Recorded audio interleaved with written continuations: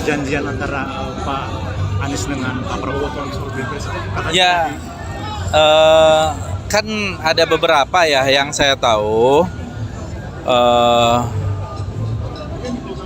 Pada waktu awal itu saya yang mendraft memang perjanjian untuk pilkada DKI-nya. Nah, kan ada seperti kata Pak Sandiaga tadi, tanya aja Pak Sandiaga. Ada beberapa hal lain ya termasuk yang terkait dengan keuangan saya tidak tahu. itu terkait dengan uang tentang 50 miliar itu. Iya, saya juga tidak tahu. Tanya Pak Sandi aja kalau itu. Tapi intinya ada Pak ya? Saya nggak tahu kalau itu. Ya, Tapi ditanya aja ke Pak Sandiaga Uno lah. Tapi perjanjian soal pilkada ada Bang ya? Oh, kalau itu ada. Kalau itu ada. Kebetulan saya mendraft, saya menulis dan ada 7 poin itu. Kalau itu soalnya urusan pilkada.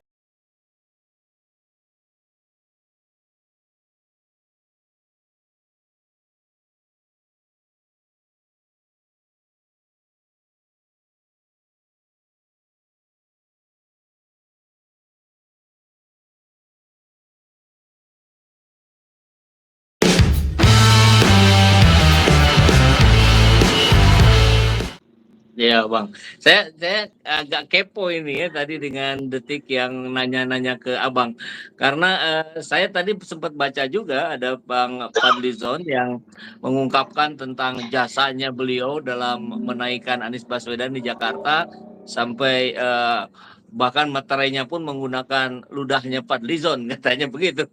Nah, seolah-olah terkesan bahwa ya beliau barangkali dan Gerindranya lah yang paling berjasa. Padahal di situ kita tahu persis ada PKS. Bahkan Bang Mardhani sendiri yang kita dengar juga sudah digadang-gadang itu nyaris menjadi wakilnya Pak Anies di Gubernur Jakarta. Ada respon Bang? Benar, Pak Prabowo, Gerindra membantu penuh pilkada DKI. Bukan cuma mengusung, tapi membantu penuh. Itu benar. Tetapi pandangan kami, termasuk PKS ya, dan nggak cuma Gerindra kan, nggak cukup kan, PKS juga.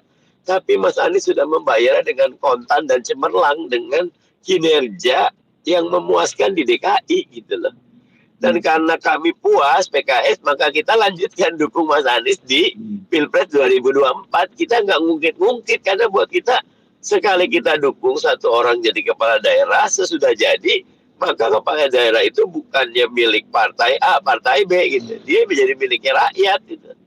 Nah, Mas Anies tegas kok. Contoh waktu itu ada kasus tuh kan, diangkat hutang-hutangan. Benar. Saya menyaksikan, bahkan saya yang buat bantuin. Karena draft kan gini, kita utang sama Bang Sandi. Terus timnya Bang Sandi bikin bayarnya tiap bulan sekitar, aduh dia bilang, duitnya nggak ada bro, dibikin pokoknya Mas Anies, saya Anies Baswedan siap untuk membayar gitu. Nah tapi catatannya tadi, kalau menang lunas, kalau kalah bayar. Etikanya jelas. Kalau menang lunas, karena saya harus kerja di pemerintahan, nggak bisa cari uang, saya harus ngurus rakyat. Jadi gratis, hutangnya dianggap lunas. Tapi kalau kalah, maka Mas Anies akan bayar. Karena dia tidak kerja di pemerintahan, dia bisa ngajar, dia bisa bikin buku, bisa bikin usaha, dan bisa bayar. Itu etika yang bagus sekali kan gitu kan. Itu yang harus dibangun. Nah buat saya, Mas Anies sudah bayar itu. Bukan utang ya. Gerindra dan PKS udah dibayar dengan ini loh kerja saya untuk rakyat DKI, dan PKS puas gitu. Makanya nggak diungkit-ungkit buat PKS. Bahkan satu lagi Bang yang kenapa nggak diungkit juga, itu yang dijanjikan ketika Sandiaga Uno keluar penggantinya dari PKS, malah dari Gerindra lagi, itu nggak diungkit juga tuh Bang. Itu bab lain, nanti kita bahas. Oke. Siap.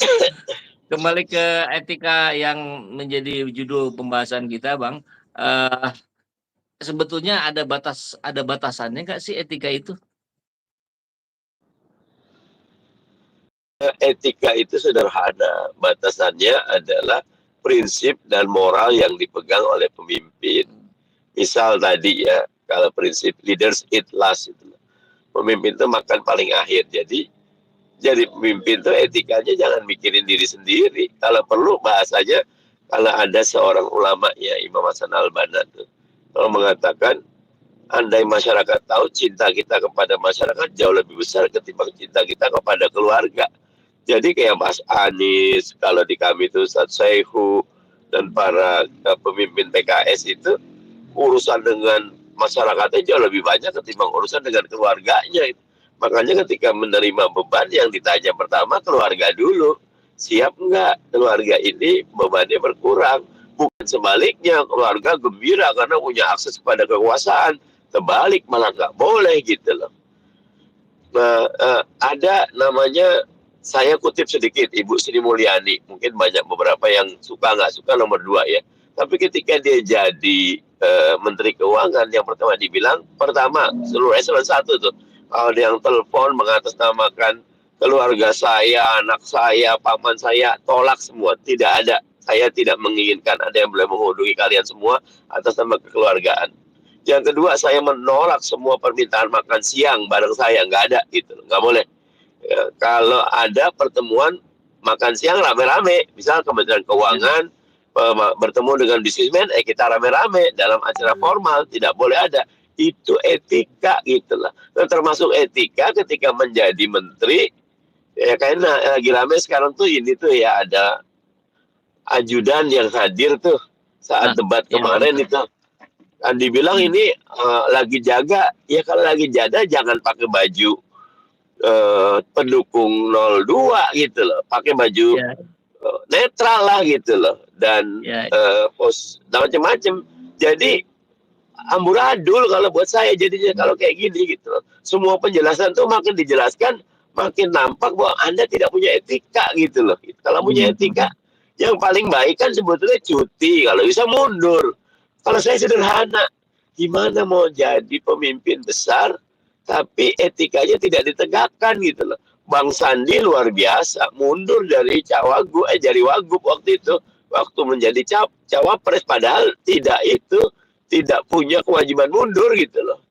Tidak harus mundur kan, naik ke atas dia, tapi dia mundur karena ya namanya kampanye atau menjadi pilpres itu berat dan cuma 75 hari konsentrasi. Ya ini cuma Sabtu Minggu aja, tapi hari-hari biasa kan tetap aja pikiran dia ke sana. Kasihan sekali rakyat.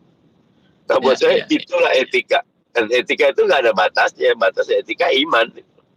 Makin kuat imannya, makin jaga etikanya gitu. Ya. Saya jadi ingat Bang, hari ini juga rame, tadi pagi ke siang lah, ada menteri berbaju Menteri Perdagangan, saya lihat persis juga di belakangnya ada titel itu, artinya itu acara resmi dalam setting kerja. Itu kemudian dalam 1 menit ada penyampaian, saya kira sih itu seloroh, saya kira itu bercanda, tapi kok rasanya nggak pas gitu ketika mengatakan di satu wilayah ada yang setelah Al-Fatihah dia jadi nggak mau bilang amin katanya, saking cintanya pada Prabowo. Waduh, ini terlepas dari benar atau tidak, ini sama-sama kalau buat saya pribadi nih Bang, jadi saya minta pendapat dari Abang, sampai tahiyatul juga jadi 2 katanya jarinya. Waduh. Yang pertama tentu perlu klarifikasi kepada yang bersangkutan, dan buat saya itu bukan celorohan yang tepat dan layak, karena ini kan masalah kaifiat sholat. Kalau kaifiat itu hukumnya tegas dan jelas. Harus betul-betul solu kama ru'aitumuni usolli. Sholatlah kalian sebagaimana kalian lihat. Mau beda politik, beda apa, ikut Nabi, bukan ikutnya siapa capres gitu loh. Makan sesat kalau gitu kan gitu lah. Tapi itu perlu klarifikasi. Tapi yang saya garis bawahi tadi, susah sekali membedakan saat jadi menteri, saat jadi pejabat tidak mundur. Akhirnya yang terjadi ya kalau buat saya abuse, dan itu etikanya jadi catatan besar. Publik harus tahu ini masalah etika. Susah kalau kita membangun kebiasaan atau itu tapi etikanya tidak terjaga. Bukan jendelanya, sorry. Izin lewat. Baik, Bang. Izin lewat. Maaf. Salam. Lanjut. Lanjut Ya Bang, ini barangkali closing statement. Kalau tadi kita sudah bicara kawan-kawan kita yang berada di luar paslon kita, barangkali untuk paslon kitanya Bang, agar juga tidak terjadi hal-hal yang tidak etis.